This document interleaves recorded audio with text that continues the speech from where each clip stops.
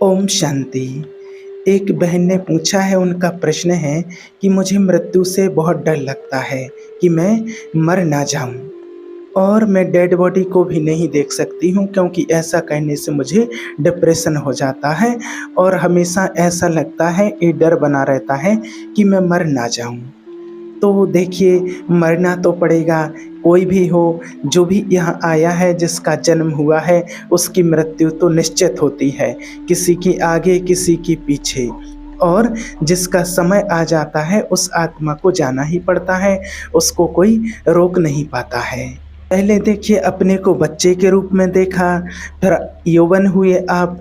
अब धीरे धीरे अवस्था ढल रही है और अगली जो अवस्था आने वाली है वो वृद्धावस्था। और उसके बाद जो वृद्धावस्था जैसे ही ढलने लगती है तो मृत्यु की ओर बढ़ने लगते हैं। तो और लोगों को ऐसा लगता है, और ये अवस्था ऐसी होती है, मृत्यु अवस्था जिसको कहते हैं, कि वो कभी देख करके नहीं रुकती है किसी को। किसी अवस्था को लेकर के ऐसे नहीं रुकती है कि अभी तो जवान है या अभी तो बच्चा है। मृत्यु अवस्था जवान में भी आ जाती है और मृत्यु तो गर्भ में भी आ जाती है, बाहर भी आ जाती है। और इसी डर से मुक्त करने के लिए ये परमात्मा हमें ज्ञान देते हैं।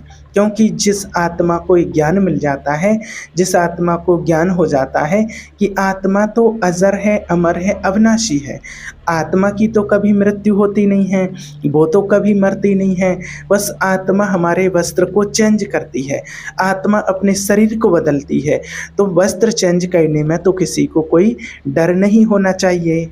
जैसे हमारे पास तो पहनने का एक वस्त्र होता है और उस वस्त्र से हम आसक्ति कर लें और दूसरा वस्त्र खरीदने के लिए हमारी सामर्थ्य ना हो, हमारे पास दूसरा कपड़ा खरीदने के लिए हमारे पास पैसा ना हो, तो इसमें ज़रा सा भी अगर टच करेंगे तो हमें उसका दर्द होगा। अगर थोड़ा सा भी कपड़ा फटेगा, क्योंकि हमारे पास पैसा नहीं है, खरीद नहीं सकते हैं हम दूसरा कपड़ा। और अगर आपके पास पैसा है, आपके पास सामर्थ्य है कि मैं ऐसे तो कितने ही सैकड़ों कपड़े खरीद लूँगा, तो आप फाड़ भी देंगे तो कोई फ़र्क नहीं पड़ेगा, पैसा है ना आपके पास। अब क्या होता है कि शरीर में तो हमारी बहुत आसक्ति हो गई, इस शरीर को तो कोई छोड़ना नहीं चाहते हैं, त्यागना नहीं चाहता है, इसमें बहुत आसक्ति हो गई। और धन है नहीं, कौन सा धन? पुण्य कर्मों का, क्योंकि पुण्य कर्मों की वो पूंजी है नहीं, पुण्य कर्मों का वो धन है नहीं कि यहाँ से आत्मा जब छोड़ करके शरीर जाएगी तो अगला जन्म अच्छी जगह होगा। क्योंकि आज जो जैसे पाप कर्म करने लगती हैं आत्माएं, उनको ज़्यादा डर रहता है कि मृत्यु ना आ जाए, क्योंकि उनको पता है कि इसका हम अभी जो कर्म कर रहे हैं उसका फल हमें क्या मिलेगा। और जिन आत्माओं को ज्ञान मिल जाता है, परमात्मा का ज्ञान मिल जाता है, वो पुण्य कर्म कर लेती हैं और उन आत्माओं को कभी भी फिर मृत्यु से डर नहीं रहता है। कि जीते जी, बाबा ने तो कहा ही है, परमात्मा ने तो कहा ही है, जीते जी इस देह से न्यारे हो जाओ। अभी समझो कि देह छूटी की छूटी, और भगवान ने कहा हर घड़ी को अंतिम घड़ी समझो कि कभी भी ये देह छूट सकती है। इसलिए जो भी हमारे कार्य हैं, जो भी हमें, क्योंकि हर व्यक्ति के कुछ ना कुछ काम रहते हैं जिसके कारण व्यक्ति सोचता है कि ये हो जाए, ये हो जाए, ये पूरा करना है, जाने के बाद ये पूरा करना है, और अपने बारे में कभी सोचता नहीं है। तो जिसके पास ज्ञान का जो चक्षु हो जाता है, जिनको ज्ञान की प्राप्ति हो जाती है, जिन आत्माओं को पता है कि हमें जाना तो है ही और कभी भी चले जाएं, जिनके पास पुण्य कर्मों की पूंजी है, उन्हें जाने में कोई डर नहीं होता है कि हमारा शरीर ना छूट जाए। वो भयभीत नहीं होते हैं, क्योंकि वो पुण्य कर्म कर रहे हैं और उनको पता है कि अभी देह छूटेगी और हम परमात्मा के पास चले जाएंगे, या हमारा किसी अच्छे घर में जन्म होगा। तो उन आत्माओं को कभी कोई डर नहीं रहता है। और जो आत्माएं सोचते रहते हैं कि अभी कर लेंगे, कल कर लेंगे, कल कर लेंगे, पुरुषार्थ कर लेंगे, अभी नहीं कर पाए, और कहा जाता है कि कल कल करते काल आ जाता है, और कल उनका कभी आता नहीं है।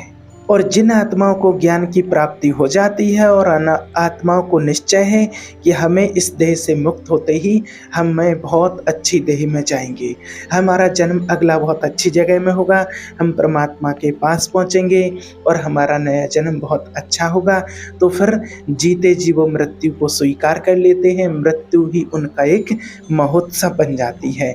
उनको फिर मृत्यु से किसी प्रकार का कोई डर और भय नहीं रहता है, क्योंकि वो आत्माएं पुरुषार्थी होती हैं। उन आत्माओं के जीवन में कोई पाप कर्म नहीं है, तो उनको तो निश्चय है और वो निश्चिंत रहते हैं और ये पता है कि जिसका जन्म हुआ है उसकी मृत्यु निश्चित है। चाहे कोई पुण्य करे पाप करे, कोई भी मनुष्य आत्मा हो जिसका इस सृष्टि पर जन्म हुआ है, वो एक निश्चित समय के लिए जन्म लेती है और उसका वो निश्चित समय पूरा होने पर और उस आत्मा को अपनी देह को छोड़ना पड़ता है, उस देह को चेंज करना पड़ता है। इसलिए सबसे बड़ी आश्चर्य की बात तो यही है कि जो मनुष्य आत्मा एक बार इस सृष्टि पर जन्म ले लेती है, सबसे बड़ा आश्चर्य यही होता है कि हर कोई ये समझता है कि वो अमर है, यहाँ से वो जाना नहीं चाहता है। वो हर चीज़ की ऐसी तैयारी करता है और ऐसे रहता है यहाँ जैसे कि वो अमर है। एक बार श्री कृष्ण जी से पूछा अर्जुन ने कि प्रभु, इंसान के लिए सबसे बड़ी आश्चर्य की बात क्या है? तो कहते हैं सबसे बड़ी आश्चर्य की बात यही है, श्री कृष्ण जी ने जवाब दिया कि इंसान जो यहाँ आ जाता है वो ऐसे ही अपना ठाट बाट से ऐसी तैयारी से रहता है कि जैसे कि वो यहाँ अमर हो चुका है। वो कभी कोई जैसे उसको जाना ही नहीं हो और वो जाना ही नहीं चाहता है। लेकिन सत्य यही है कि हर आत्मा एक निश्चित समय के लिए आती है और उसके बाद उस आत्मा को जाना होता है। तो जो आत्मा पुण्य कर्म करती हैं, जिनके जीवन में पुण्य की पूंजी है, उनको कभी मृत्यु से डर और भय नहीं लगता है। और जिनके जीवन में पुण्य कर्म नहीं है, डर और भय उन्हीं को लगता है, क्योंकि उनकी सामर्थ्य नहीं है कि अगली जगह कहाँ जाएंगे, कैसा जन्म होगा, क्या होगा, तो उनको भय लगता है। इसलिए परमात्मा को याद कीजिए, पुण्य कर्मों की पूंजी अपने साथ में रखिए। जो चीज़ हमारे साथ में जाती है पुण्य कर्म, तो वो अगर आपके साथ में है तो आपको कभी भी मृत्यु से डर नहीं होगा। और मृत्यु से डर इसलिए भी लगता है और मृत्यु दुखदाई इसलिए भी होती है क्योंकि अचानक जाना पड़ता है और बिना तैयारी के जाना पड़ता है। हमें अचानक और बिना तैयारी के जाना पड़ता है, इसलिए भी डर लगता है। आज आप अपने घर से पड़ोस में थोड़ी दूरी पर भी जाते हैं तो भी तैयार होकर जाते हैं। कोई बोलता है कि चलो वहाँ उनसे मिलने चलना है तो कहते हैं तैयार हो जाने दो। तो आज पड़ोस में जाना है, फिर भी आपको तैयारी करके जाना पड़ता है, थोड़ा तैयार होना पड़ता है। भले आपको 1 घंटे के लिए ही जाना हो तो भी आपको तैयार होना है। और देखिए, जब हम कहते हैं इस लोक से उस लोक में जाना है ना, तो बिना तैयारी के जाते हैं, उसकी तैयारी हम नहीं करते हैं और बिना तैयारी के ही जाना पड़ता है। इसलिए व्यक्ति को बहुत डर लगता है। हर इंसान के जीवन में 3 प्रसंग आते हैं जिनकी तैयारी उसको पहले ही से करनी होती है। 2 ऐसी चीज़ें होती हैं जिसकी तैयारी पहले से होती है और एक अचानक होती है। पहला उसका जो जन्म होता है, जिसकी तैयारी 9 महीने पहले से ही चलना शुरू हो जाती है। और बच्चे का जब जन्म होता है तो उनको 9 महीने पहले ही पता चल जाता है कि हमारे घर में बच्चा आने वाला है और उसकी तैयारियां शुरू हो जाती हैं। पहला प्रसंग। दूसरा प्रसंग होती है शादी। तो शादी की भी तैयारी सालों से 2, 4, 6 महीने पहले से आजकल बुकिंग सिस्टम जो चलते हैं तो वो शुरू हो जाती है कि अब शादी आ रही है, शॉपिंग, उसकी तैयारियां, शादी की सारी तैयारियां 6 महीने कम से कम पहले से शुरू होने लगती हैं। तो ये 2 प्रसंग जो हैं इनकी तैयारी पहले से शुरू हो जाती है और बहुत अच्छी तैयारी के साथ जन्मोत्सव भी मनाया जाता है और बहुत अच्छी तैयारी के साथ उनकी शादी होती है, तो बहुत अच्छे तरीके से मनाई जाती है। तीसरा जो प्रसंग होता है मृत्यु, और वो अचानक आती है और उसमें बिना तैयारी के जाना पड़ता है, इसलिए मृत्यु से डर भी लगता है और लोग भयभीत भी रहते हैं। इसलिए हमें उसकी भी तैयारी पहले से ही करनी चाहिए, क्योंकि परमात्मा ने तो कहा है और सभी जानते हैं कि जिसने सृष्टि पर जन्म लिया है उसको जाना जरूर है। यहाँ कोई अमर नहीं है, जाना सभी को है और हमें उस तैयारी के साथ जाना चाहिए। यहाँ वो पुण्य कर्मों की पूंजी जमा करना है, पुण्य कर्म करना है, जिसके लिए कहा जाता है कि हमें अगली जगह भी अपना मुंह दिखाना है ईश्वर के लिए। तो हम ऐसी तैयारी के साथ चलें कि उसको अपनी हंसते हंसती अपनी शक्ल दिखा सकें। कहा जाता है ऐसे पुण्य कर्मों की पूंजी अपने साथ में लेकर के चलें। अब कई लोग कहते हैं कि इसका पता तो पहले से रहता है, लेकिन मृत्यु का पता तो पहले से नहीं रहता है। तो देखिए, ये तो सभी जानते हैं कि जो आया है सो जाना जरूर है। ये तो हर घड़ी भगवान ने कहा, हर घड़ी अंतिम घड़ी है। ये समझो कब अंतिम घड़ी आ जाए कोई भरोसा नहीं, इसलिए हर समय अपनी तैयारी से चलो। दूसरी चीज, भगवान भी इशारा देता है। कैसे इशारा देता है? ये हर एक मनुष्य आत्मा के लिए इशारा देता है भगवान, जब उसकी अंतिम घड़ियाँ आने लगती हैं। देखिए, एक बार क्या हुआ, एक व्यक्ति था और उसको मृत्यु से बहुत डर लगता है। जैसा कि बहन जी ने प्रश्न पूछा कि मुझे मृत्यु से बहुत डर लगता है, और उस व्यक्ति ने कहा कि मृत्यु का संदेश लेकर के जो यम के दूत आते हैं और वो मन आत्मा को ले जाते हैं। उन्होंने ऐसा सुना था कि जब मृत्यु नज़दीक आती है तो यमराज के दूत आते हैं और वो प्राणों को हर के ले जाते हैं। तो उसने सोचा क्यों ना यमराज से ही मित्रता कर ली जाए। उसके मन में ऐसा प्रश्न उठा, तो उसने यमराज की ओर मित्रता का हाथ बढ़ाया और कहने लगा, मैं आपसे मित्रता करना चाहता हूँ। उन्होंने कहा ठीक है, मुझे स्वीकार है। फिर कुछ दिन उनकी मित्रता अच्छी हो गई। कुछ दिन के बाद उस जो व्यक्ति था वो व्यापारी था, और व्यापारी लोग लोभी तो होते ही हैं। काफ़ी अच्छा उसका व्यापार चलता था। तो कुछ दिन के बाद उसने कहा कि आप मेरी मित्रता मेरे से निभाओगे? बोले हाँ, पक्का निभाऊंगा। तो उन्होंने कहा कि मेरी एक विनती है आपसे कि जब मेरी मौत नज़दीक आ जाए तो मुझे एक संदेश भेज देना, जिससे मैं अपनी गृहस्थी के कार्य से फ्री होकर के और थोड़ा भजन पूजन कर लूँगा, पुण्य कर्म कर लूँगा, जिससे मेरी सदगति हो जाए। उन्होंने कहा ठीक है, अच्छी बात है। और समय निकलता गया और ऐसे ही बहुत समय बीत गया और फिर एक दिन अचानक उसकी मृत्यु का समय आ गया। उस व्यक्ति की, व्यापारी का मृत्यु का समय आ गया। तो मृत्यु का समय आया तो यमराज खुद अपने दूतों के साथ और उसके घर पर आ पहुँचे, क्योंकि उनको पता था कि अगर यमदूत जाएंगे तो ये व्यक्ति इल्जाम लगाएगा, कुछ भी बोल सकता है। इसलिए यमराज सहित आए दूतों के साथ और कहा कि चलो आप चलने के लिए तैयार हो जाओ, आपका समय आ चुका है। तो व्यक्ति गुस्सा हो गया एकदम से और कहा कि आपने तो मित्रता में धोखा दे दिया है, और दोस्ती से बड़ा तो कोई रिश्ता नहीं होता है, मित्रता से बड़ा, और इसमें भी आपने धोखा दे दिया है। मैंने आपसे मित्रता की थी, आपने मुझसे वादा किया था कि जब मृत्यु नज़दीक आएगी तो मैं आपको कोई संदेश भेज दूंगा। तो फिर यमराज ने कहा, मैंने धोखा नहीं दिया है, मैंने पत्र भेजा था आपको। एक नहीं, चार पत्र भेजे हैं और वो चारों पत्र आज आपके पास हैं। तो उन्होंने कहा कि मुझे तो पता नहीं है, क्या पत्र भेजे आपने? तो यमराज ने कहा कि जब मैंने देखा कि मेरे मित्र का समय नज़दीक आ रहा है, अब वो इस गृहस्थी से फ्री होकर थोड़ा भगवान का भजन कर ले, अपने अगले जन्म के लिए कुछ पुण्य कमा ले, तो सबसे पहले मैंने जो पत्र भेजा, तुम्हारे सिर के बाल सफ़ेद कर दिए। मैंने तुम्हारे सिर के बाल सफ़ेद कर दिए, लेकिन तुमने उसको अनदेखा करके और तुम उस पर तरह तरह के कलर लगाने लगे।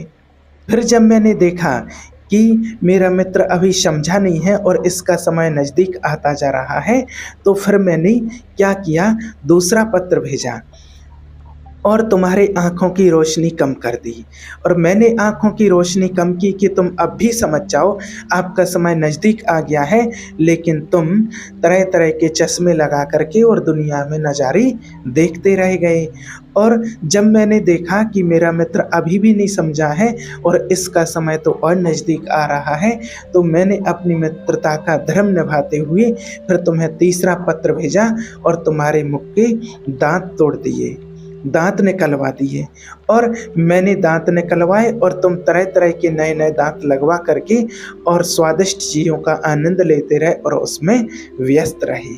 जब मैंने देखा कि अभी भी नहीं मेरा मित्र समझा है और इसका समय और नज़दीक आ गया है, तो फिर मैंने तुम्हारी शरीर में रोग पैदा कर दिए, कितनी बीमारियां पैदा कर दी, और फिर भी नहीं तुम समझे और तरह तरह के डॉक्टरों के पास दवाइयां लेकर के तुम चलते रहे। तो आज ये चारों पत्र तुम्हारे पास हैं, लेकिन तुम अपनी माया में व्यस्त रहे, माया के अधीन होकर के करते रहे कर्म, और मेरे चारों पत्रों को अनदेखा कर दिया। तो वो व्यक्ति हाथ जोड़ करके यमराज से बोला, मुझे माफ़ कर दो, थोड़ा समय और दे दो, और जितना भी आप धन संपत्ति दौलत जितनी चाहो मेरे से ले लो, लेकिन मुझे थोड़ा समय और दे दो।